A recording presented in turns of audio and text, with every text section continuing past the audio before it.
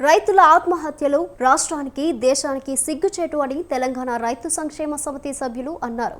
రైతులు ఆత్మస్థైర్యంతో ఉండి పరిస్థితులను ఎదుర్కోవాలని వారు విజ్ఞప్తి చేశారు.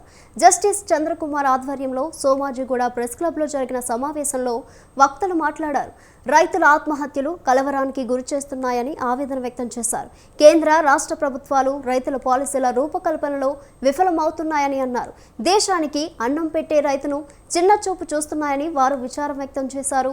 కార్యక్రమంలో రుద్రశంకర్, భద్ర, తెలంగాణ ఉద్యమ నాయకులు పాల్గొన్నారు.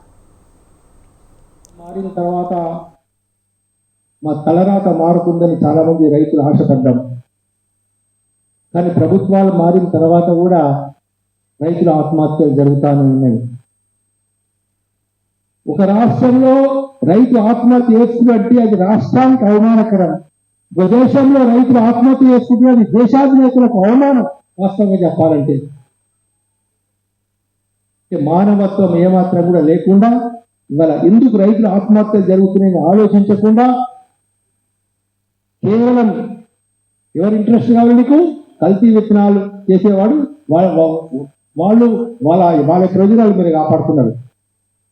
కల్తీ పురుగుల మందులు ఇచ్చే వాళ్ళ ప్రయోజనాలు కాపాడుతున్నారు. మార్కెట్లో రైతులు నిలువున దోచుకునేటటువంటి వ్యాపారస్తులకు గల కేంద్ర రాష్ట్ర ప్రభుత్వాలు అండగా ఉంటున్నాయి.